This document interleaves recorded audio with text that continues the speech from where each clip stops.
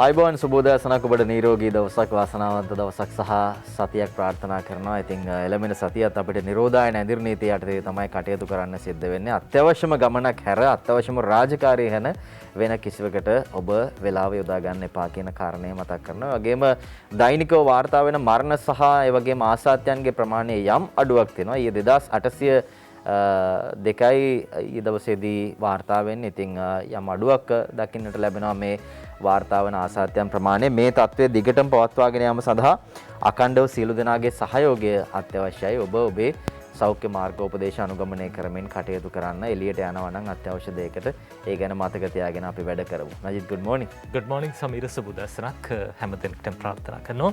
අද දවසේ ඉරිදා දවසේ අපි සතියක පත්තරමෙන්තෝ මේ විදිහට ආරම්භ කරන්න සූදානම් වෙන්නේ. සමීර කිව්වා වගේම දැන් අපේ රටේ ආසාදිතයන් ප්‍රමාණය ටිකක් අඩු වෙලා තියෙනවා. මරණ ප්‍රමාණයත් දැන් ඊයේ දවසේ වාර්තා වෙන ප්‍රමාණය 200ට වඩා අඩු වගේක්.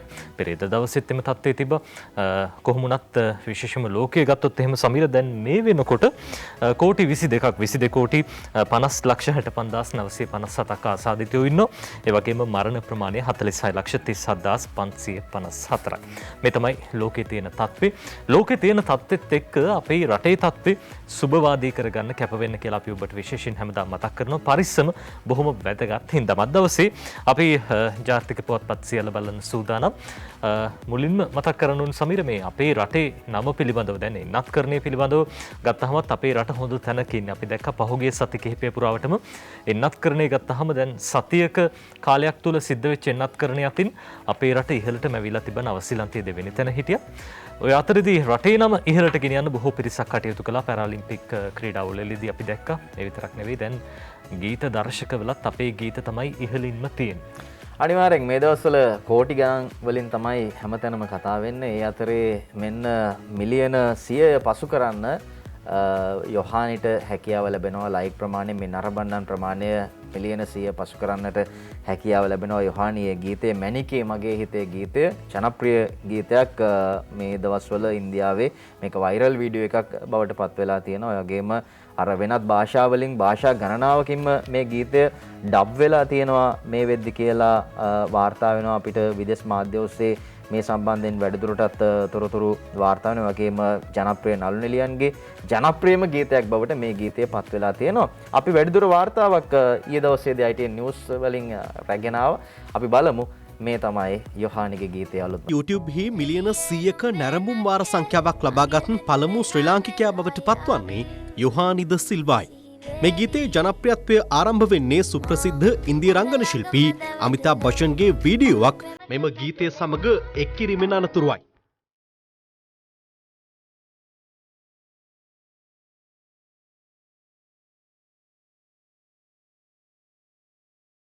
කෙසේ වෙතත් තමන් මෙම ගීතයට වසඟ වී ඇති බව අමිතාබ් බච්චන් සේ ට්විටර් ගිණුම ඔස්සේ සඳහන් කර තිබුණා. මේ අතර මෙම ගීතය තවදුරටත් ලෝපුරා ඉතා වේගයෙන් ප්‍රචලිත වන බවට සාක්ෂියක් ලෙස පෙනී යන්නේ මේ වීඩියෝ වෙනුවෙන් විශාල වශයෙන් රියැක්ෂන් වීඩියෝ නිර්මාණය වීමයි. ලෝපුරා සිටින ජනප්‍රිය රියැක්ෂන් වීඩියෝ YouTube කරුවන් යොහානිගේ මෙම ගීතය වෙනුවෙන් රියැක්ෂන් වීඩියෝ රැසක් නිර්මාණය කර තිබුණා.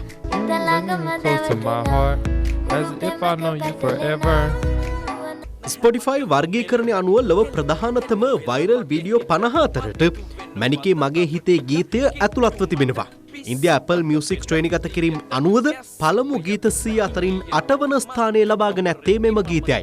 ශ්‍රී ලංකා Apple Music ශ්‍රේණිගත කිරීමේ පළමු ස්ථානයටද පැමිණීමට මැනිකේ මගේ හිතේ ගීතය සමත් වුණා.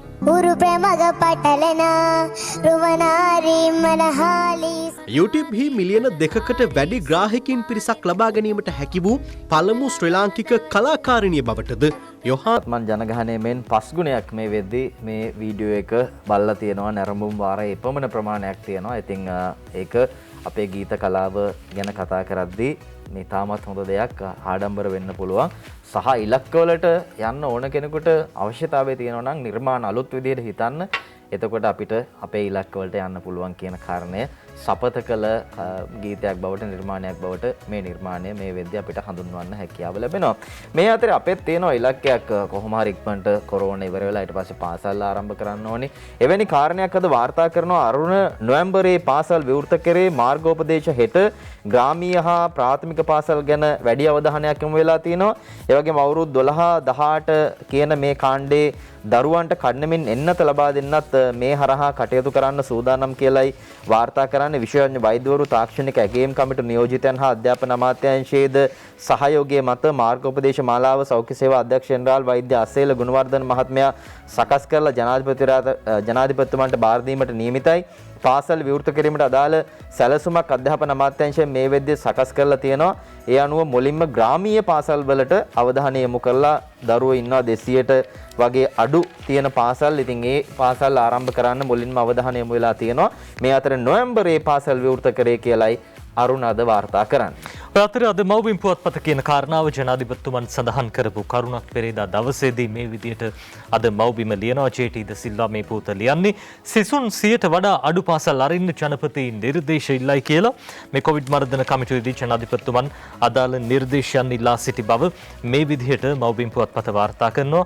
දැන් මේ විදිහට පාසල් ආරම්භ කිරීම පිළිබඳව ජනාධිපතිතුමන් නිර්දේශ ඉල්ලීමත් සමගම අපි දැක්කා විශේෂයෙන්ම සිසුන් 100ට වඩා අඩු පාසල් වලට තමයි වැඩි අවධානයක් යොමු වෙන්නේ. ග්‍රාමීයව විහිදී පවතින සිසුන් 100ට අඩු පාසල් 3000 පළමුව විවෘත කිරීමට ඇති හැකියාව පිළිබඳ සොයා බැලීමට ජනාධිපතිවරයා තීරණය කළා තියෙනවා.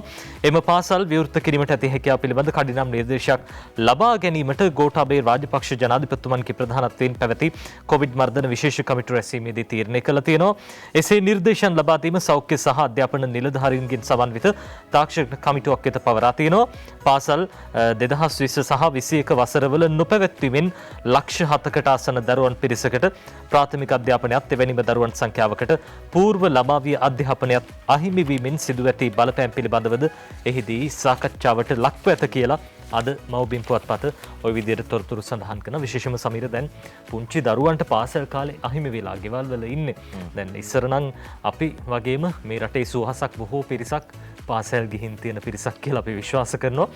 පාසලේදී ලබන දැනුම අධ්‍යාපනය ඒ එකමුතුකම කොහොමද අනෙක් තැනකදී වර්ධනය කරගන්නේ? ගෙදරදී යාළු මිත්‍රාදීන් හම්බ වෙන්නේ නැහැ. අර මේ හේතුව හින්දාම සමහර වෙලාවට අපිට හිතෙනවා සමේ ඉස්සරහට ඔය අනිකා ගැන හිතන්නේ නැති අනෙක් අයට ගරු නොකරන පිරිසක් බිහි වේද කියලා. කොහොම වුණත් පාසල් ඉක්මනටම ආරම්භ කරන්න ඕනේ. අනිවාර්යෙන් පන්ති කාමරයක් තුළ ලබන අධ්‍යාපනය විධිමත් අධ්‍යාපනයක්. ඉතින් ඒ තුළ දරුවෙකුට අර කියන කාරණා ගණනාවක් එකතු වෙනවා. ඉතින් ඒ නිසා පාසල් අධ්‍යාපනය තමයි වටින්නේ. ඒ හේතුව මතම තමයි තාමත් ඉක්මනින් පාසල් කොහොම හරි ආරම්භ කරන්න පියවරෙන් පියවර අධීරෙන් මේ කටයුතු කරමින් ඉන්නේ. ඉතින් එන්නත ඒ සඳහා ප්‍රබල කාරණයක් නම් ඒ වෙනුවෙනුත් අවධානය යොමු වෙලා තියෙනවා. පාසල් දරුවන්ට එන්නත් කරණය ලබන මාස ආරම්භයේ කියලායි සිළුමිණ වාර්තා කරන්නේ. වයස අවුරුදු 12 18 අතර පාසල් දරුවන් සඳහා කඩනමින් කොවිඩ් මර්ධන එන්නත් කරණය ආරම්භ කිරීමේ වැඩසටහන ලබන මාස මුල් වන විට ආරම්භ කිරීමට අධ්‍යාපන අමාත්‍යාංශය සැලසුම් කරලා තියෙනවා. මුල් අධීරයේදී සංකූලතා පවතින සිසුන්ටත් ඒ වගේම අනතුරුව උසස් පෙළ හා සාමාන්‍ය පෙළ සිසුන් සඳහා ප්‍රමුඛත්වයේ ලබා දීම කෙරෙහිත් අධ්‍යාපන සහ සෞඛ්‍ය බලධාරීන්ගේ අවධානය යොමු වෙලා තියෙනවා. අධ්‍යාපන සහ සෞඛ්‍ය අමාත්‍යාංශය සාකච්ඡා පවත්වමින් සිටින අතර ඔක්තෝබර් මාස කොවිඩ් පළමු එන්නත ලබා දීම ආරම්භ කරන්න පුළුවන්. ඔක්තෝබර් මාසය කියන්නේ ළමයි ගැන වැඩිපුර කතා කරන මාසයක් නජිත්. ඉතින් මේ මාසෙම්ම මේ එන්නත් කරණය මේ සියලු තාක්ෂණික කාරණාවලින් පසුව තමයි ලබා දෙන්න නැත්නම් එන්නත් කරණය ආරම්භ කරන්න සූදානම් වෙන්නේ. රාජ්‍ය වෛද්‍ය නිලධාරීන්ගේ සංගමයේ ඊයේ මේ ගැන කතා වුණා, සාකච්ඡාවක් පැවැත්වුවා. ඉතින් එතනදී දරුවෝ විතරක් නෙමෙයි අපි දන්නවා පාසල් අධ්‍යාපනය සඳහා තවත් අවශ්‍ය කරන මේ ක්‍රියාකාරීන් ගණනාවක් ඉන්නවා. විශේෂයෙන් පාසල් ප්‍රවාහන මේ රටවල ඉන්න රියදුරු මහතුරුන් සහායකයන් ඒ වගේම කැන්ටින් කරන මේ සියලු දෙනා එන්නත් කරණය කරලාද කියලා බලන්න ඕනි කියලා රජයේ වෛද්‍ය නිලධාරීන්ගේ සංගමයේ කිව්වා. මොකද දරුවෝ අපිට වටිනා දරුවෝ ආරක්ෂා කරගන්න ඕනි, පාසල් ආරම්භ කරන්න ඕනි. ඉතින් මේ හැම දෙයකටම අර ඒ නියමිත ක්‍රමය තුල කටයුතු කරන්න ඕනි කියන එක තමයි ඔවුන්ගේ අදහස. ඒ අනුව ඉදිරියේදී මේ කටයුතු ක්‍රියාත්මක වෙයි. ඔය අතරේ සමීර දැන් සාමාන්‍ය පෙළ ලියලා ඉන්න අපේ දරුවෝ ඉන්නවා. මේ අය ප්‍රතිඵල අපේක්ෂාවෙන් ඉන්නේ. ප්‍රතිඵල කවදද ලබා දෙන්නේ කියන කාරණා පිළිබඳව අමාත්‍ය දිනේෂ් ගුණවර්ධන මහත්මයා සඳහන් කරපු කාරණාවක් අද මව්බිම මේ විදිහට ලියනවා. සාමාන්‍ය පෙළ ප්‍රතිඵල ගැන තීන්දුව මේ සතියේ ලබා දෙනවා කියලා ඇමතිතුමා කියලා තියෙනවා. අධ්‍යයන පොදු සහතික පත්‍ර සාමාන්‍ය පෙළ විභාගයේ ප්‍රතිඵල නිකුත් කිරීම පිළිබඳව ඉදිරි දින කිහිපය තුළ තීරණයක් ගන්නා බව අධ්‍යාපන අමාත්‍ය දිනේෂ් ගුණවර්ධන මහත්තයා කියලා තියෙනවා. ගුරුවරුන් බදවා ගැනීම ජාතික ප්‍රතිපත්තියක් යටතේ සිදු කරන අතර එම ප්‍රතිපත්තිය සැකසීම සඳහා සති දෙකක් තුළ විශේෂ බලතල සහිත කමිටුවක් පත් කරන බවද අමාත්‍යවරයා සඳහන් කළා.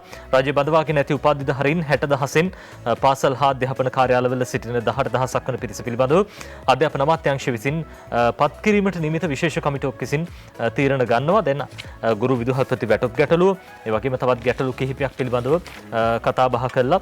ඒ ප්‍රශ්නෙත් විසඳලා සාමාන්‍ය පෙළ ප්‍රතිඵල නිකුත් කිරීම පිළිබඳව තීරණයක් ගන්නවා කියලා අමාත්‍යතුමන් ඒ විදිහට සඳහන් කරන අතරේදී තවත් පසෙකින් ජෝෂප් ස්ටාලින් මහත්තයා කියන කතාවක් අද මව්බිම වාර්තා කරනවා. සෞන්දර්ය ප්‍රායෝගික පරීක්ෂණ නැතිව සාපෙළ ප්‍රතිඵල දෙන සූදානමක් කියලා ස්ටාලින් මහත්තයා කියන දෙමව්පියන් සමග පාරට බහිනවලු.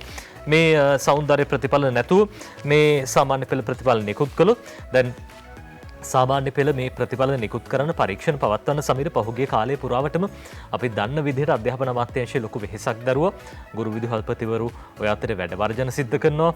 එතුමන්ලා එතුමියන්ලා එන්නෙත් නෑ මේ දරුවන්ට සූම් පන්ති පවත්වන්න නැත්නම් ඔන්ලයින් හරහා පන්ති පවත්වන්න. ඒ අතරේදී මේ ප්‍රායෝගික පරීක්ෂණ කරන්න එන්නෙත් නැහැ. ඉතින් ඒ හින්දා ලොකු ගැටලුවක් ඇති වෙලා තිබ්බා. හැබැයි දැන් ඒ මහත්තුරුම කියනවා මේ සෞන්දර්ය ප්‍රතිඵල නැතුව ප්‍රතිඵල නිකුත් කළොත් එහෙම දෙමෝපියොත් එක්ක පාරට බහිනවා කියලා. ඉතින් ඉස්සෙල්ලම ඇවිල්ලා මේ පරීක්ෂණ ටික ඉවර කළා නම් බොහොම වටිනවා කියලා අපිට හිතෙනවා. ඒ අතර මේ කියන කතාව අපි බලමු. මව්බිම් පුවත්පත කියන කාරණාව සාමාන්‍ය පෙළ විභාගයේ සෞන්දර්ය විෂය ප්‍රායෝගික පරීක්ෂණ නොපවත්වා එම විෂය හැර අනෙකුත් විෂයන් වල ප්‍රතිඵල නිකුත් කිරීමට අධ්‍යාපන අමාත්‍යාංශය සූදානම් වන බවට තොරතුරු වාර්තා වෙනවා කියලා ලංකා ගුරු සංගමේ ලේකම් ජෝෂප් ස්ටාලින් මහත්තයා කියනවා.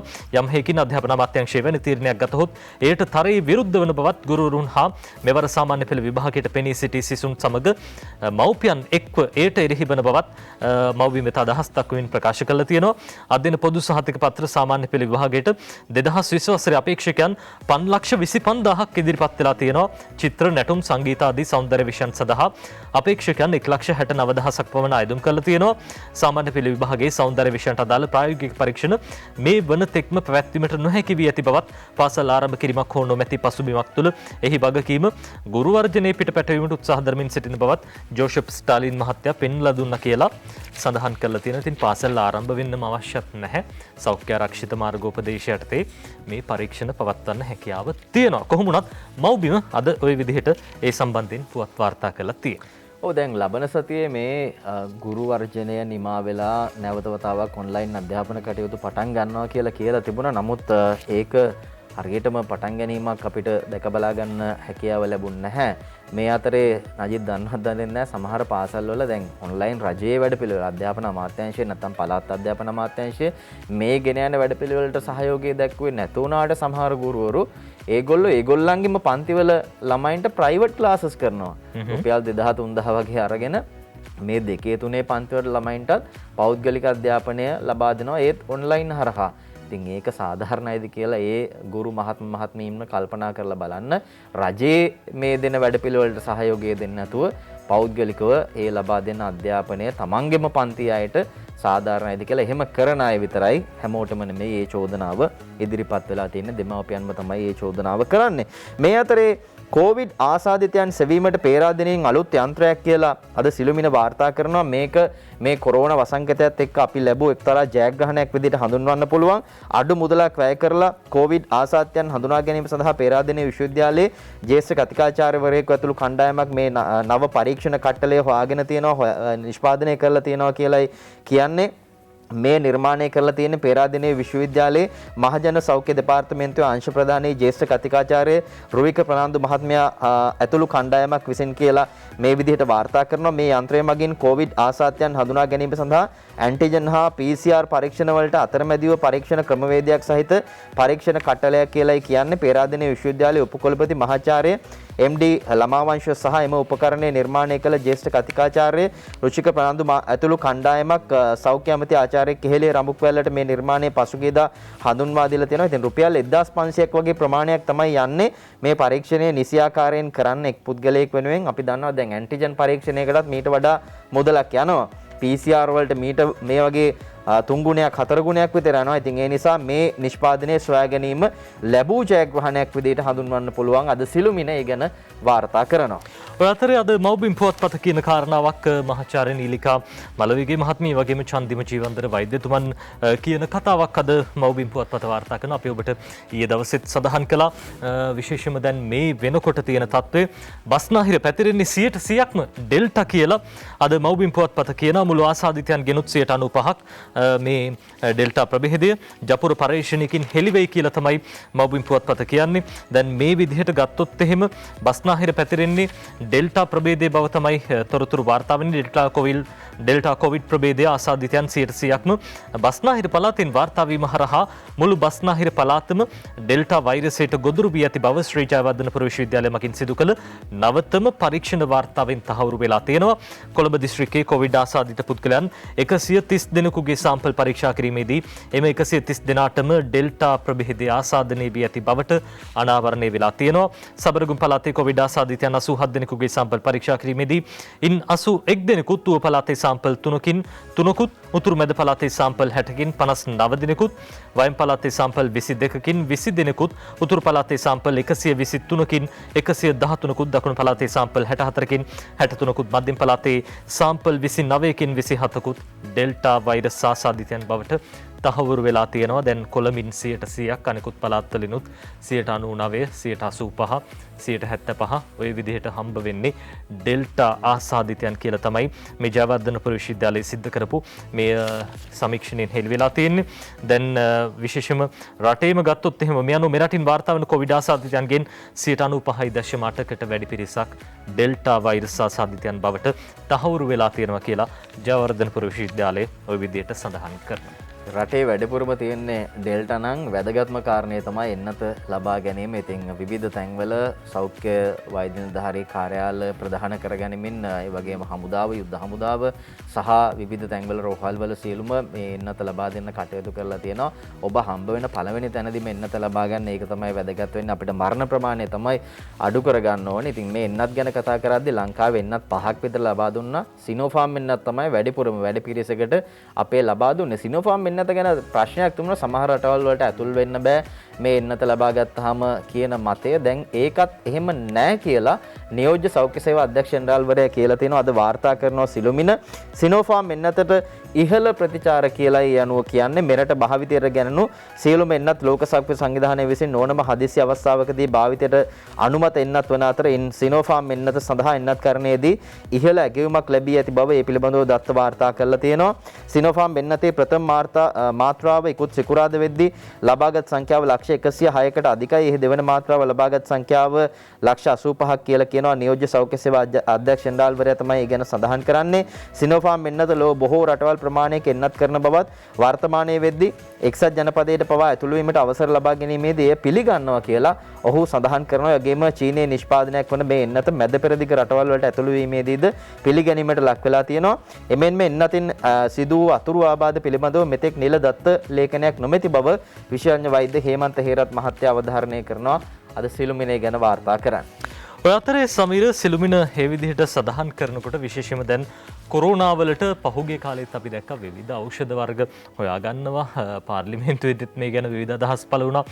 එක ජාති ඖෂධ ගැන කිව්වා. හැබැයි අපේ හෙළවෙදකමට දේශීය මේ වෛද්‍ය ක්‍රමයට ලැබුණු තැන මදිද කියලාත් හිතුණා. ඒ කොහොම වුණත් ඔය ව්‍යාජ වෙද්දු හින්දා සමහර වෙලාවට අපේ සිංහල වෙදකමත් දේශීය වෙදකමත් හැල්ලුවට ලකුණා කියන කාරණාවත් අපි හැමදෙනෙක්ම දන්න දෙයක්. සමහරලාට ඔබත් මේ වෙනකොටත් දහස් ගාණක් වියදම් කරලා ඇති මේ වෙදකම් වෙනුවෙන් මේ හොර වෙද්දු වෙනුවෙන් ඒ කොහොම වුණත් සතයක්වත් වියදම් කරන්න නැතුව ලබා ගන්න පුළුවන් දේශීය ඖෂධයක් මේ දිව්‍යමය ඖෂධයක් පිළිබඳව අද මව්බිම පුවත්පත තොරතුරු කියනවා. මව්බිම පුවත්පතේ 17 වෙනි පිටුවේ බොහොම අපූර්වට මේ ගැන කියනවා. කිරිගහට එන්න වගේ කොවිඩ් සුව කරමින් ගමින් ගම යන හෙළ වෙද පින්කම කියලා තමයි මේ සිරස්තලයකුත් යොදමින් අද දවසේ මේ පුවත ගැන වාර්තා කරන්නේ.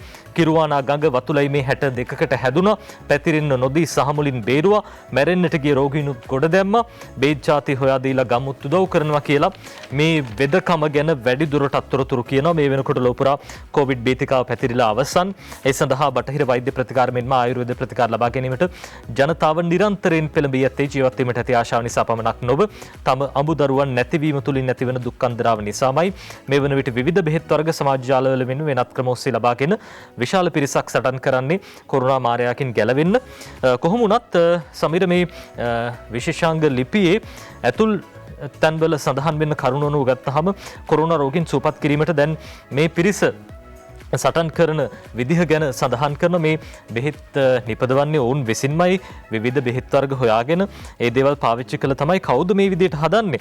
දැන් අපිට වැඩිදුරටත් කියන්න පුළුවන් කෙසේ වුවද ජනතාව ආදරය කරන බටහිර වෛද්‍යවරුන් මේ හැමදෙනෙක්ම සමහර වෙලාවට අපි දන්න දෙයක් තමයි සමීර වෛද්‍යවරයෙක් ගෙදරින් එළියට යනකොට ඒ වෛද්‍යවරයාගේ බිරිඳ හරි මව හරි ඇවිල්ලා සමහරලාට කොත්තමල්ලි කෝප්පයක් වුණත් දෙනවා. බටහිර වෛද්‍යවරුත් මේ දේශීය වෙදකම බොහොම හොඳට පාවිච්චි කරන උදවිය. මාවරල ප්‍රදේශයෙන් තමයි අපිට මේ අලුත් ඖෂධය පිළිබඳව අහන්න ලැබෙන්නේ. මාවරල් ප්‍රදේශයෙන් පැමිණි අපගේ සමීපතම හිතවතෙකු වන මේ ලියුම්කරු ලියන විදිහට ගාල් අම්බලන්ගොඩ ප්‍රදේශයේදී මේ විශේෂ චරිතය හම්බෙලා තියෙන පස්කොඩ ප්‍රාදේශීය ලේකම් කාර්යාලයේ සේවය කර විශ්‍රාම ගොස් සිටින පරිපාලන නිලධාරියෙකු විදිහට සේවය කළ විමල් සමරසිංහ මහත්තයා තමයි මේ තොරතුරු කියලා තියෙන්නේ.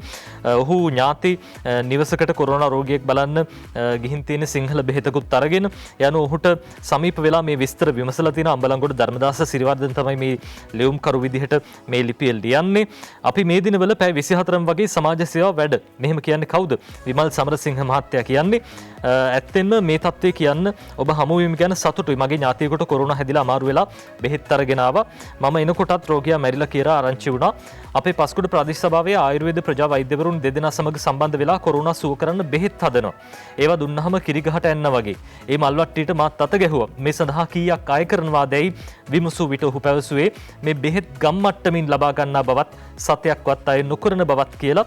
විශේෂයෙන්ම දැන් පස්කොඩ ප්‍රාදේශීය සභාවේ ආයුර්වේද වෛද්‍ය නිලධාරියෙකු විදිහට සේවය කරන දර්ශන රාජපක්ෂ මහත්තයා තමයි මේ ඖෂධය හෙළ ඔසුව නිර්මාණය කරන්න හදන්න ලොකු කැපවීමක් දායකත්වයක් දෙන්නේ. ඉතින් මේ දේවල් සමීර රටට බොහොම වටිනවා. දැන් මේ පැහැදිලිව සාක්ෂිත් එක්ක ඔප්පු වෙලා තියෙන 62 දෙනෙකුට කොරෝනා හැදිලා සනීප වෙලා තියෙනවා මේ වෙනකොට. ඉතින් දැන් මේ අයගෙන් අහගෙන හරි හොඳ ඖෂධයක් හැදුවොත් ඒක රටටත් බොහොම වටිනවා කියලා අපි කියන්න ඕනේ.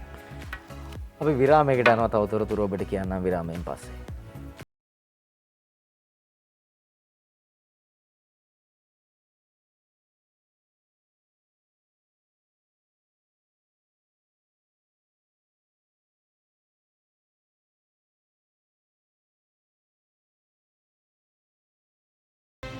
මේ දවස්වල ඔය සමාජ මාධ්‍යවල අය නේද අරවා නෑ මේවා නැති වෙයි අරවා නැති වෙයි කියලා එක තැන්වල අපි දකිනවා නේද, කතා වෙනවා, අහනවා, දකිනවා, හොරකුව මාරු කරගන්නවා. මේ අතරේ දිවයින කියනවා අවුරුද්දක බඩු මාස 7න් ඇවිල්ලා කියලා සීමා වැටෙන්න පෙර ඇතිතරම් භාණ්ඩ ගෙන්නලා ගිය වසරට වියදම ඇමරිකානු ඩොලර් මිලියන 871.2යි මේ වසරේ මේ පහුගිය මාස කිහිපයකට ඇමරිකානු ඩොලර් මිලියන 759.4ක් මේ සඳහා වැය වෙලා තියෙනවා කියලායි වාර්තා කරන්නේ. පළමු මාස 7ේදී මෙපමණ ප්‍රමාණයක් ආනයන වියදම් විදිහට ගිහිල්ලා තියෙනවා. එතකොට මේවා ගෙන්නන අය කලින්ම දැනගෙන ඉඳලා තියෙනවා මෙහෙම තත්ත්වයක් ඇති වෙනවා කියලා. ඒකත් එක්ක තමයි මේ වගේ ඒගොල්ලෝ ප්ලෑන් කරලා වැඩ කරන්නේ. අර අවුරුද්ද එනකොට කොහා ඇවිල්ලා කලින් කියනවා වගේම මේගොල්ලන්ට මැසේජ් එක කොහෙන් හරි යනවා. ඉතින් ඒගොල්ලෝ ගෙනලා දැන් ඔන්න අවුරුද්දක බඩු එකපාර ස්ටොක් කරලා තියාගෙන ඉන්නවා. ඒ අනුව මේ වසරේ පළමු මාස 4 තුල අත්‍යවශ්‍ය නොවන සහ හදිසි නොවන භාණ්ඩ ආනයන වියදම ඉහළ ගිහිල්ලා තියෙනවා කියලායි කියන්නේ. මහා බැංකුව විසින් 100% මුදල් තැන්පතු අවශ්‍යතා නියම කළ භාණ්ඩ වර්ග 623ක ප්‍රමාණය ආනයනය කිරීම සඳහා ගිය වසරේ මේ ආකාරයෙන් ඇමරිකානු ඩොලර් මිලියන 871යි මම පෙර කිව්ව විදිහට මේ අවුරුද්දේ මේ පහුගිය මාස 7ට ඩොලර් මිලියන 756ක් වැය වෙලා තියෙනවා කියලා මහා බැංකුව සඳහන් කරනවා. දැඩි ආනයන සීමා පැවතියත් අදාළ භාණ්ඩ ආනයනය කිරීම මෙසේ වැඩි වී ඇත්තේ ඇමරිකානු ඩොලරයේ ඉදිරියේදී තවදුරටත් වැඩි වෙනු ඇතැයි අපේක්ෂාවෙන් බව මූල්‍ය විශ්ලේෂකයන් සඳහන් කරනවා. එතකොට ඒගොල්ලෝ මේක කලින් දන්නවා, කල් තියා ප්ලෑන් කරලා මේ ආකාරයෙන් වැඩ කරලා තියෙනවා කියලා තමයි මේ විදිහට කියන්නේ. හැබැයි ඉතින් මෙහෙම ගෙන්නලා හංගලා නම් තියාගන්න එපා. දැන් ඉතින් ගොඩක් අය කරන්නේ හංගලා මේවා තව තවත් මාකට් එක වැඩි කරලා මිල වැඩි කරලා ලබා දෙන්න කටයුතු කරන එක. ඉතින් ඒ සම්බන්ධයෙන් ප්‍රශ්නයක් වුණොත් තමයි පාරිභෝගිකයන් පැත්තෙන් අහිංසක මිනිස්සු පැත්තෙන් මේ ලොකු ගැටලුවක් මතුවෙන්නේ. ඔය කියන විදිහට. ඉතින් ඒ නිසා ඒ වගේ දේවල් මේ මොහොතේ කරන්න හදන්න එපා. මෙහෙම කියද්දි මතක් වෙන්නේ අපිට හාල් මෝල් හිමියන් ගැන. අද අරුණ වාර්තා කරනවා මෝල් 12ක මාස 3කට සහල් කියලයි අරුණ පත්තරේ කියන්නේ. බැංකු වලින් බිලියන 15ක් ණය අරන් තියෙනවා. මෝල් හිමියෙක් බිලියන 7ක් මදි වෙලා තව 5ක් ඉල්ලලා තියෙනවා. ඒ වගේම මාස 6ක් දිගටම කොටන්න වීරස් කරලා කියලා වාර්තා කරනවා. පොළොන්නරුව දිස්ත්‍රික්කයේ මහා පරිමාණ සහල් මෝල් 12ක පමණ මුළු රටටම මාස 3ක් සඳහා අත්‍යවශ්‍ය තරම් ප්‍රමාණයේ වී තොග ගබඩා කරලා තියෙනවා කියලා සතියක අරුණ කරපු සමීක්ෂණයකින් හොයාගෙන තියෙනවා කියලයි මේ ආකාරයෙන් තොරතුරු අද වාර්තා කරලා තියෙන්නේ. ඉතින් මේ මෝල් සියල්ල කිලෝ ලක්ෂයේ සිට ලක්ෂ 10 දක්වා වී ප්‍රමාණයක් එකවර සහල් කරන්න හැකියාව ලැබෙන ඒවා බවටත් අද වාර්තා කරනවා. පහුගිය මහකන්නේ හා යලකන්නේ පමණක් මේ මෝල් හිමියන් වී තොග රැස් කිරීමට රාජ්‍ය බැංකු වලින් රුපියල් බිලියන 15ක පමණ ණය ලබාගෙන තියෙනවා. කෘෂිකර්ම අමාත්‍ය මහින්දානන්ද අලුත්ගමගේ මහත්මයා කියන්නේ ඒ අනුව පහුගිය මාස 6ක කාලයේදී ඔවුන් මෙට්‍රික් ටොන් ලක්ෂ 6කට වැඩි වී තොග මිලදී අරගෙන තියෙනවා. ඊට පෙර වර්ෂයේදී ඒහා සමානව ලබාගත් වී තොගයන් ගබඩාවල තියෙනවා කියලා හෙළි වෙලා තියෙනවා. ඉතින් මේ සියල්ලම මේගොල්ලෝ කරන්නේ ගබඩා කරලා ටික තමයි වෙළඳ පොළට නිකුත් කරන්නේ. ඉතින් මේ ප්‍රශ්න නිසා තමයි පහුගිය දවසක පාරිභෝගික අධිකාරිය මිලක් නියම කරේ, සහතික මිලක් නියම කරන්න කටයුතු කළේ. ඉතින් ඊට වඩා වැඩිපුර හාල් විකුණනවා නම් අනිවාර්යයෙන්ම අත්අඩංගුවට ගන්නවා සහ වැටලීම් සිද්ධ කරනවා. ඒ වගේම වී ගබඩා පරීක්ෂා කිරීම දිගින් දිගටම සිද්ධ කරනවා, වැටලීම් කරනවා. හේතුව තමයි පාරිභෝගික අධිකාරියේ ඒ ලියාපදිංචියේ නැති වී මෝල් තමයි මේ ආකාරයෙන් අත්අඩංගුවට ගන්න වැටලීම් සිද්ධ කරන්නේ. දැන් මේකෙදි නජිත් සමහර අපි දැක ගොවීන් එහෙම කලබල වෙලා තියෙනවා. හැබැයි ගොවීන්ගේ ඒ තියෙන වී මේ ආකාරයෙන් මේ පවරා ගන්න නැහැ රජයට. හදිසි නීතිය යටතේ අත්‍යවශ්‍ය කොමසාරිස්වරයා විසින් මෝල් හිමියෝ ඔවුන් තොග විශාල ප්‍රමාණයක් රැස් කරලා තියෙනවා. ඉතින් ඒව තමයි අත්පත් කරගෙන සතර සහරා ලබා දෙන්න කටයුතු කරමින් ඉන්නේ. මෝල් 12ක මාස 3කට හාල් තියෙනවා කියලා කියන්නේ. ඔබ හිතන්නකො මොන තරම් මේගොල්ලෝ මේ වංචනිකව මේ ක්‍රියාකාරකම් සිද්ධ කරනවාද කියලා. ඉතින් ඒ නිසා තමයි මේ සම්බන්ධයෙන් ප්‍රශ්නයක් පැනලා ගිහලා ඒ උදවිය ගැන හොයමින් කටයුතු කරන්නේ. අද ඒ ගැන අරුණ වාර්තා කරනවා.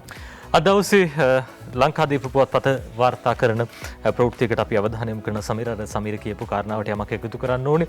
දැන් හාල් රජයේ පාලන මිල රුපියල් 50 52 55 මේ ගාන තමයි තිබෙන්නේ. හැබැයි ඔය වී මෝල් හිමියෝ සමීර මේ හාල් මිලදී ගන්න රුපියල් 60ක මුදලකට. ඒ කියන්නේ රජයේ පාලන මිලටත් වැඩියෙන් මිලකට තමයි ඔවුන් සහතික මිලටත් වැඩියෙන් මිලදී ගන්න. එහෙම අරගෙන ඔවුන් දැඩි ලාභයක් තියාගෙන තමයි විකුණන 125ට 130ට අපි දැක්ක පහුගිය කාලේ. හැබැයි රජය දැන් මේ වී තොග පවරගත්තට පස්සේ රජය නම් කළා තියෙනවා මිලක්. ඒ මිලට තමයි ඔවුන්ට ඒ සඳහා ගෙවන්නේ. දැන් රුපියල් 125ක් ගන්න හිතාගෙන හිටියනම් ඔවුන්ටත් හම්බෙන්නේ රුපියල් 98ක් 100ක් වගේ මුදලක් තමයි. ඒ හින්දා තමයි ඔය දැන් බොරුවට ඔය මහා පරිමාණ සහල් හිමියෝ සඳහන් කරන්නේ අපි බැංකු වලින් ණය ගත්තා.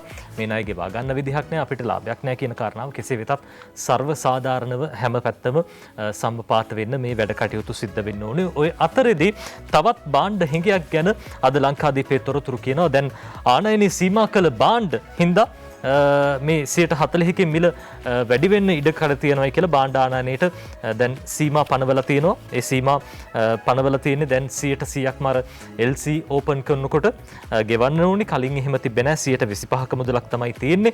අද ලංකාදීපේ කියන කාරණාව ආනයන සීමා කළ භාණ්ඩ මිල 140කින් මිල නැගී කියලා අත්‍යවශ්‍ය නොවන භාණ්ඩ ආනයනය කිරීමේදී 100%ක්ම ආන්තික මුදල් තැන්පතුවක් කළ යුතු බවට රජය කර ඇති නියමය නිසා අවම වශයෙන් එම භාණ්ඩවල මිල 140කින් ඉහළ යන යුතුයි විශ්වාස කරන බව ආනයනකරුවෝ සඳහන් කළා තියෙනවා. මේක වෙන්නේ කොහොමද? මෙතෙක් කලක් ණයවර ලිපි යොදාගෙන භාණ්ඩ ආනයනය කර අලවියෙන් පසු මුදල් ගෙවීම කළ බවද ඔවුහු සඳහන් කරනවා.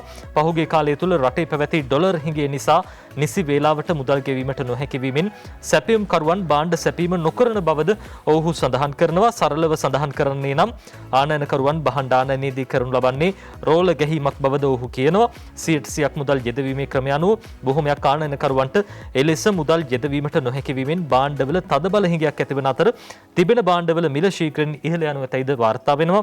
අත්‍යවශ්‍ය නොවන භාණ්ඩ ලෙස නම් කරන බොහොමයක් භාණ්ඩ පුද්ගල අවශ්‍යතා මත අත්‍යවශ්‍ය වන බවද ඔවුහු සඳහන් කරනවා. දැනට මාස 2කට ප්‍රමාණවත් තරම් භාණ්ඩ වෙළඳපොලේ පවතින අතර ඒවායේ මිලද වේගයෙන් ඉහළ ගොස් ඇතයි මේ පිරිස් සඳහන් කළ තියෙනවා. මේ අතර අත්‍යවශ්‍ය නොවන භාණ්ඩ වශයෙන් රජය සඳහන් කළ ලැයිස්තුවේ බොහොමයක් භාණ්ඩ අත්‍යවශ්‍ය වී ඇතැයි පාරිභෝගිකයෝ සඳහන් කළ තියෙනවා. දුරකථන පරිගණක ගෘහෝපකරණ හා ආහාර ද්‍රව්‍ය ආදී මිල ඉහළාම් බරපතල ගැටලුවක් බවද පාරිභෝගිකයෝ වැඩිදුරටත් සඳහන් කරති කියලා අද ලංකාදීපයේ ওই විදිහට කියනකොට අපි දැක්ක සමීර ඊයේ සහ පෙරේද දවස්වල මාධ්‍ය හමුවලදී ප්‍රධාන මාතෘකාවට බවට පත් වෙලා තිබ්බ මේ අත්‍යවශ්‍ය නොවන භාණ්ඩ පිළිබඳව අමාත්‍යාචාර්ය බන්දුලු ගුණවර්ධන මහත්තයාත් ඊයේ දවසේ මේ පිළිබඳව සඳහන් කළා. විපක්ෂය සහ නිකුත් පක්ෂ බොහොමයක් ගැටලුවක් කරගෙන ඉන්නවා මේ කාරණාව. දැන් අත්‍යවශ්‍ය නොවන වුණාට සමහරුන්ට අත්‍යවශ්‍යම දෙයක් බවට පත් වෙලා තියෙනවා සහ මේව මාතෘකා බවට පත් වෙලා තියෙනවා. අපි දැක්ක හැබැයි ඇඟලුම් කර්මාන්තයේ ප්‍රධානින් නැවිල්ලා කියනවා බන්දුල් ගුණවර්ධන මහත්මයා හම්බ වෙලා මේවා අපේ රටේ නිෂ්පාදනය කරන්න පුළුවන්. ලෝකේ තියෙන හොඳම බ්‍රෑන්ඩඩ් ඒවා මේ නිෂ්පාදන නාමලේව ලංකාවේ නිෂ්පාදනය කරන්න. ඉතින් එහෙමනම් ඇයි අපිට බැරි අපේ ඒවා පාවිච්චි කරන්න කියන ප්‍රශ්නාර්ථය තමයි ඇඟලුම් කර්මාන්තයේ අය චෝදනාවක් විදිහට නගන්නේ. ඉතින් මේවා අධෛර්යමත් කරන්න නෙමෙයි දිරිමත් කරන්න කියලා උන් ඉල්ලීමක් කළා. මේ අතර ඊළඟ අයවැය ගැන කියන්න පුළුවන් සිළුමිණ වාර්තා කරනවා නිෂ්පාදන ආර්ථිකයක් ඉලක්ක කරගත් අයවැය කියලායි කියන්නේ. මේ ඊළඟ අයවැය ඇති හැකි අය නොව නැති බැරි අය දිනවන නිෂ්පාදන ආර්ථිකයක් ඉලක්ක කරගත් අයවැයක් බවත් ඒ වගේම එන්නත් කරන්නේ සාර්ථකව නිම කිරීමෙන් එහි ඉහළම ප්‍රතිඵල ලබා ගත හැකි බවත් මුදල් ඇමති බැසිල් රාජපක්ෂ මහත්තයා කියනවා. අයවැයේදී භූමිය සහ සම්පත් හැකිතා කාර්යක්ෂමව යොදා ගන්නා වැඩපිළිවෙලක් සකස් වනු ඇත. එමෙන්ම කොවිඩ් වසංගත තත්ත්වයේ හමුවේ ආර්ථිකයට කුමන දුෂ්කරතා තිබුණද රාජ්‍ය සේවකයාගේ විශ්‍රාමිකයාගේ වැටුප් කිසිදු කප්පාදුවක් සිදු නොකර ලබා දෙන බවද මුදල් ඇමතිවරයා කියනවා. සෞභාග්‍යයේ දැක්මානුව සියලු නිෂ්පාදන ඒ වගේම ඉදිකිරීම ඇතුළු සංවර්ධන කාර්යයන් අඛණ්ඩව සිදු කිරීමට රජය තීරණය කරලා තිනවා. මුදල් ඇමති බැසිල් රාජපක්ෂ මහත්තයා මේ කරුණ අනාවරණය කරේ මුදල් අමාත්‍යාංශයේදී ඉකුත් සිකුරාදා පස්වරුවේ රාජ්‍ය මාධ්‍ය ප්‍රධානීන් හමු වෙලාවේදී සංවේදී වීම යනු දුර්වලකමක් නොවන බව හේදී අවධාරණය කළ මුදල් ඇමතිවරයා රජය සංවේදී බැවින් ඇතැම් තීරණ ගැනීමේදී සියලු පාර්ශ්වයන්ගේ අදහස් බැරෑරුම් ලෙස සලකා බලන බවත් ඔහු කියා සිටිනවා. ඒ වගේම ව්‍යාපාරිකයන්ට සහ වාණිජ අංශයට මෙවර අයවැයෙන් අවශ්‍ය දිරිගැන්වීම් සකස් කිරීමට රජය තීරණය කළා තියෙනවා කියලත් සිළුමිණ අද මේ ආකාරයෙන් වාර්තා කරනවා. ඒ වගේම මේ අයවැයත් එක්ක ඇති හැකි අය නෙමේ නැති බැරි අයට සහන ලබා දෙන්න කටයුතු කරනවා කියලායි කියන්නේ. එහෙමනම් දැන් මේ වෙලාවේ ගෑස් ප්‍රශ්නයක් තියෙනවා. අපි බලමු මේ ප්‍රශ්නෙට මොකද්ද කරන්න කියලා පොඩි විරාමයකට ගිහින් ඇවිල්ලා.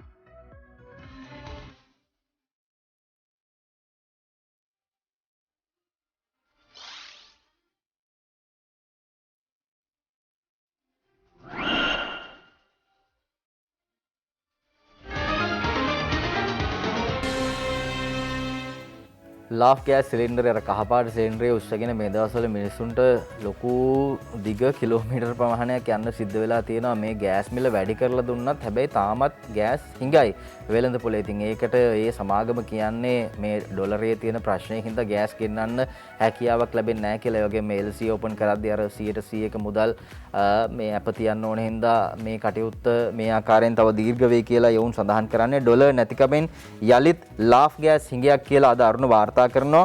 ඩොලර් හිඟය නිසා තමයි මේ තත්ත්වය ඇති වෙලා තියෙන්නේ. ඒ වගේම ඉදිරියේදී ඒ තත්ත්වය තවදුරටත් ඇති වෙන්න පුළුවන් කියලා ගෑස් සමාගම් අනතුරු අඟවනවා. ලාෆ් ගෑස් ආනයනය කිරීම සඳහා ණයවර ලිපි 4ක් විවෘත කිරීමට සූදානම් වුවද වාණිජ බැංකුව සඳහා මෙතෙක් අවසර ඒ සඳහා මෙතෙක් අවසර ලබා දී නැහැ. ලාෆ් ගෑස් සිලින්ඩරයක මිල රුපියල් 363කින් ඉහළ නැංවීමත් සමග දෛනිකව විවිධ ප්‍රමාණවලින් යුතු ගෑස් සිලින්ඩර් 30000ක් පමණ වෙළඳ පොළට නිකුත් කරලා තියෙනවා කියලාත් වාර්තා කරනවා. හැබැයි යන තැන්වල ගෑස් නැහැ. ඒ වගේම මේකට විකල්පයක් විදිහට කිව්වා මේ කහපාට සිලින්ඩරේ දීලා නිල් පාට ලාෆ් ගෑස් එකක් ගන්න පුළුවන් කියලා. හැබැයි ඒවා ප්‍රායෝගිකව වෙන්නේ නැහැ. ඉතින් එහෙමනම් මේ වෙලාවේ මේ ගෑස් පාවිච්චි කරන පාරිභෝගිකයන් අසීරුතාවයට පත් වෙලා ඉන්නවා. ඒ සඳහා කඩනම් වැඩපිළිවෙලක් ඉදිරියේදී යෝජනා වෙයි. අපි බලමු ඒ ගැන ඔබට කියන්නම්. මේ අතරේ පුනර්ජනනීය බලශක්තියෙන් මෙගාවොට් 8300ක් කියලා අද වාර්තා කරනවා. ඉදිරි වසර කිහිපය ඇතුළතදී මෙරට බලශක්ති අවශ්‍යතාවය සඳහා සූර්ය බලශක්ති මගින් මෙගාවොට් 4800ක් නිපදවීමටත් හුලන් බලශක්ති මෙගාවොට් 3500ක් නිපදවීමටත් අලුත් ව්‍යාපෘති රැසක් මේ අවුරුද්දේ මේ සඳහා කැබිනට් මණ්ඩල අනුමැතිය ඇතිව ක්‍රියාත්මක කරන්න සූදානම් බව රාජ්‍ය මාත්‍ය දුමින් දිසානායක මහත්තයා කියනවා. අද ඒ ගැන සිළුමිණ වාර්තා කරන්නේ. සමරේ පුනර්ජනනීය බලශක්තිය පිළිබඳව ඔය අතරේ විශේෂම අපේ ඛනිජ තෙල් නීතිගත සංස්ථාව බලශක්තිය සපයන ප්‍රධානම තැනක් පහුගිය දවස්වල තෙල් පොලිමෙත් හිටියා ගොඩක් අය විවිධ අයගේ කතා අහලා තෙල් පොලිමට ගියා මේ තෙල් තියෙන්නේ තවම දවස් 11කට කියලාත් ඒ දවස්වල කිව්වා හැබැයි ඇමතුමා කිව්වා මාස 3කට තෙල් තියෙනවා කියලා ඒ කොහොම වුණත් අද ලංකාදීපේ කියන කතාවක් ඇමරිකානු සමාගමකින් තෙල් සංස්ථාවට ඩොලර් කෝටි 250ක ණයක් කියලා අජන්ත කුමාර අගලකඩ ලියන්නේ ලංකා ඛනිජ තෙල් නීතිගත සංස්ථාව මුහුණ දී ඇති බරපතල මූල්‍ය අර්බුදය පියවා ගැනීම සඳහා ඇමරිකා ඩොලර් කෝටි 250ක ණය මුදලක් ජාත්‍යන්තර වෙළඳ පොලින් කඩිනමින් ලබා ගැනීමට බලශක්ති අමාත්‍යාංශය තීරණය කළා තියෙනවා කියලා අද දවසේ ලංකාදීපේ ওই විදියට කියනවා. එම ණය මුදල ඇමරිකාවේ කන්සෙප්ට් ග්ලෝබල් නැමැති මූල්‍ය ආයතනයෙන් ලබා ගැනීමට කැබිනට් අනුමැතිය ලැබිලා තියෙනවා. වසර 2ක සහන කාලයක් සහිතව ලබා ගැනීම මේ ණය මුදල ආපහු ගෙවීමේ කාලයේ වසර 12ක් 3 වාර්ෂික පොලි අනුපාතයක් යටතේ මේ ණය මුදල කඩිනමින් ලබා ගැනීම බව බලශක්ති අමාත්‍යාංශයේ ප්‍රකාශකයෙක් සඳහන් කළා. ඛනිජ තෙල් සංස්ථාව ලංකා බැංකුවට සහ මහජන බැංකුවට ගෙවීමට ඇති ණය මුදල ඇමරිකානු ඩොලර් කෝටි 330ක් පමණ බව බලශක්ති අමාත්‍ය උදේ ගම්මන්පිල මහත්මයා සඳහන් කළා තියෙන සංස්ථා මුහුණ දීලා තියෙන මූල්‍ය අර්බුදය හමුවේ රාජ්‍ය බැංකු දෙකේ කල්පිරී ඇති ණයවර ලිපි පියවීමට පවා මේ වන විට නොහැකි වී ඇතයි තොරතුරු වාර්තා වෙනවා කියලා අද ලංකාදීපේ ওই විදිහට කියනවා. ටිකක් මූල්‍ය අර්බුදයක බලශක්ති පැත්තෙන් ගත්තාම ඛනිජ තෙල් සංස්ථාවේ ඉන්නේ මේ දේවල් පියව ගන්න තමයි ණය අරගෙන තියෙන්නේ කියලා අද ලංකාදීපේ කියනවා. මේ අතර මේ හිඟයක් ඇති කළොත් ආණ්ඩුවම බඩු ගෙන්වයි කියලා වාර්තා කරනවා. ඉදිරියේදී සමහර ආනයන කරුවන් ව්‍යාපාරිකයන් විදිහට හිඟයක් ඇති කරන්න කටයුතු කළොත් ඉන්න අත්‍යවශ්‍ය දේවල් චීනය, ඉන්දියාව සහ පාකිස්තානය කියන රජයන් එක්ක සාකච්ඡා කරලා අත්‍යවශ්‍ය භාණ්ඩ ආනයනය කරන්න වෙළඳ අමාත්‍යාංශය කටයුතු කරනවා. ඒ අතරේ සීනි, සහල්, පරිප්පු, කඩල ඇතුළු අත්‍යවශ්‍ය භාණ්ඩ එම රජයන් එක්ක අත්සන් කරලා තියෙන වෙළඳ ගිවිසුම් යටතේ හෝ වෙනත් ක්‍රමවේදයන් යටතේ ඒවා ගෙන්වා ගැනීමට සාකච්ඡා ආරම්භ කරලා තියෙනවා කියලායි වෙළඳ ඇමතුමා කියන්නේ. බන්දුල ගුණවර්ධන මහත්මයා දැන්ටත් ඉන්දිය සහ පාකිස්තාන මහා කොමසාරිස් කාර්යාලයේ මේ සඳහා කැමැත්ත පළ කරලා තියෙනවා. ඒක හොඳ වැඩක් ජනතාව පැත්තෙන් ගත්තාම. මොකද හැමෝ අතේම සල්ලි නැහැ. මේ තියෙන මේ මිල ගණන් එක්ක ව්‍යාපාරිකයන් හංගන සැරයට ගිහිල්ලා සීනි ලොකු ගණන් වලට ගන්න, ඒ වගේම හාල් ලොකු ගණන් වලට ගන්න සල්ලි නැහැ. සමහර තැන්වල තාමත් සීනි අර ගානකට තමයි දෙන්නේ. 122ට 125ට ලැබෙන්නේ නැහැ. ඉතින් සතොස සහ ඒ වගේම සුපර් මාකට් වල නම් ඒ ගණන් වලට තියෙනවා. ඉතින් ඒ තැන් වලින් ගන්න මේ ලොකු ගණන් වල තියෙන තැන් වලින් ගන්න යන්න ඕනේ නැහැ. සහතික මිලක් ඒ වගේම මේ නීතියට අනුව කටයුතු කරන වෙළඳුන්ගෙන් අනිවාර්යෙන්ම ඔබ මිලදී ගන්න ඒ ආකාරයෙන් කටයුතු කරන්න. මේ අතරේ සුදුලුණු කිලෝ 56000ක් සතොසින් පන්නලා කියලා අද දිවයින වාර්තා කරනවා. පාරිභෝගිකයන්ට නුසුදුසුයි පවසමින් තමයි මෑතකදී මේ ආකාරයෙන් මේ සුදුලුණු කිලෝ 56000ක් සතොස වැලිසර ශාඛා ගබඩාවකින් රැගෙන ගිහිල්ලා තියෙනවා කියලා මේ සම්බන්ධයෙන් පාරිභෝගික අධිකාරිය විමර්ශනයක් ආරම්භ කරලා තියෙනවා. මේ සුදුලුණු තොගය සතොසට අයත් කන්ටේනර් දෙකකින් පහුගිය 9 වෙනිදා රැගෙන ඇවිල්ලා තියෙනවා. සතොස ප්‍රධාන කාර්යාලයෙන් නිකුත් කරන ලද ලිපි ලේඛන අනුව මේවා රැගෙන ගිහිල්ලා තියෙනවා කියලායි පාරිභෝගික අධිකාරිය සඳහන් කරන්නේ. සතොසට මිලදී ගන්නා විට හොඳ තත්ත්වයේ තිබුණු සුදුලුණු කොහොමද මිලදී ගැනීමෙන් පස්සේ පාරිභෝජනයට නුසුදුසු වෙන්නේ කියන ප්‍රශ්නාර්ථය තමයි තියෙන්නේ. පෞද්ගලික අංශයට නජිත් අනික මේවා ලබා දුන්නාට පස්සේ මේවා ඒගොල්ලෝ මේ වෙන දේවල් කරන්නේ මේවා පෝර හදන්න ගන්න නැහැනේ. මිනිස්සුන්ට තමයි ආපහු ලැබෙන්නේ. ඉතින් මේක ප්‍රශ්නයක්. මේ ගැන විමර්ශනයක් ආරම්භ කරලා තියෙනවා. අද ඒ ගැන දිවයින වාර්තා කරනවා. අපි සූදානම් සමීරේ ප්‍රවෘත්තියත් එක්කම අද දවසේ කාටුන් බලන්න.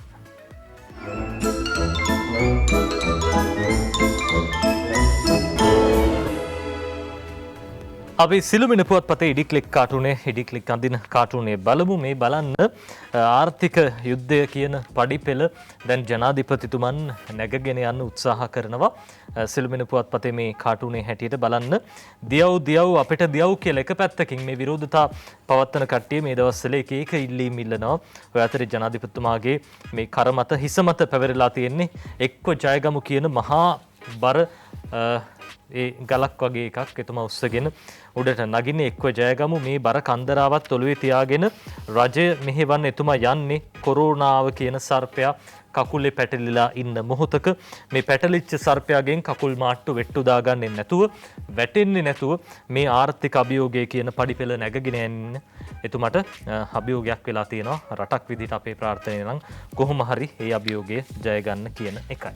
ඔව් ජනාධිපතිතුමන් එක්සත් ජාතීන්ගේ සමුළුවත් ලබන 21 වෙනිදා නිව්යෝක් වලදී ආරම්භ වෙනවා. ඉතින් එහිදී ආමන්ත්‍රණය කරන්න නියමිතයි එක්සත් ජාතීන්ගේ 76 වෙන මණ්ඩල සැසිවාරයේ. ඉතින් ඒ සඳහා ජනාධිපතිතුමන් ගිහිල්ලා ආමන්ත්‍රණය කරන්න නියමිතයි. අපි ඒ ගැනත් මතක් කරන්න ඕනි. හුරේර කාටුන් එක ඊළඟට බලන්න හදන්නේ හසන්ත විජේනායකගේ තියෙන්නේ. ඇවිල්ලා ඔන්න කියනවා දේශපාලඥයෙක් SB නිරෝධායනයට යමු වෙලාලු බං. හෙම්බිරිතාවට නිරෝධායනය වෙන මනුස්සයෙක් කැවුවමයි සර් මං අම්මා බල්ලා කියලා ඔන්න කියලා තියෙනවා. එතුමාර පහුගිය දවස්වල කියවන කොරෝනා කියන්නේ හෙම්බිරිස්සා වගේ ලෙඩක් කියලා. ඒකත් එක තමයි මේ කාටුන් එක ඇඳලා තියෙන්නේ. මේ ලංකාදීප පුවත්පතේ පියල් සමරවීරගේ ලංකෝනිස් කාටුනේ මේ බලන්න දෙන්නේ කතාවක්. අලුත් කොවිඩ් වෛරස් ප්‍රභේද අපේ රටෙනුත් බිහි වෙන්න පුළුවන් කියන්නේ කියලා කියනකොට ඒ මොකද කියලා අහනවා අනිත් එක්කෙනා. අපේ රටේ බිහි වෙන දේවල් පිරිහිලා යනවා මිසක් දියුණු වෙන පාටක් පේන්නේ නැහෙනි. අපේ රටේ බිහි වෙන දේවල් පිරිහිලා යනවා මිසක් දියුණු වෙන පාටක් පේන්නේ නැහෙනි. ඒ හින්දා අලුත් කොවිඩ් වෛරස් ප්‍රභේද අපේ රටෙනුත් බිහි වෙන්න පුළුවන්. මෙන්න අත්‍යවශ්‍ය සේවා කොමසාරිස්තුමා කරන මේ අලුත් බැටලීම් එක්ක බලන්න කළුකඩ මුදලාලිලාගේ නැත්තම් මෝල් හිමියන්ගේ ඔන්න බෙල්ල මිරිකගෙන ඉන්නවා අත්‍යවශ්‍ය සේවා කොමසාරිස්තුමා. ඒ වගේම දැන් ටිකක් වැඩ අඩු දෙන්නෙක් මෙතන පේන්න ඉන්නවා.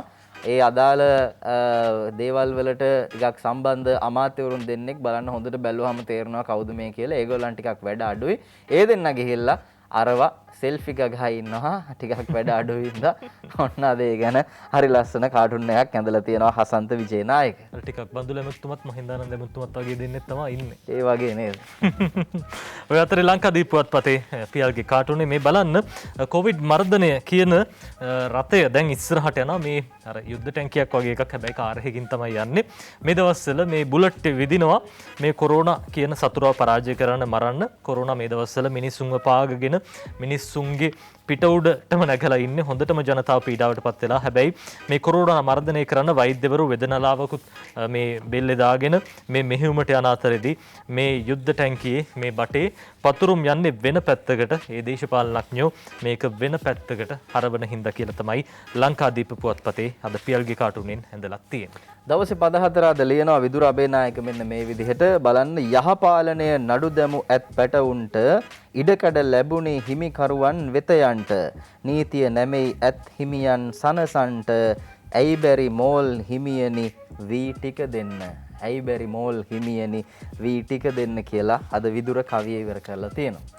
හොඳයි සමීර එකම එක කාටුනයක් බලමු. තොප්පි කාටුනේ ලංකාදීප පුවත්පතේ දසහ පොලානගේ අඳින්නේ මේ ගොරකත් මේ දවස්වල දඩමස් කරනවා කියන කතාවට බොහොම ළඟින් යන කාටුනයක්.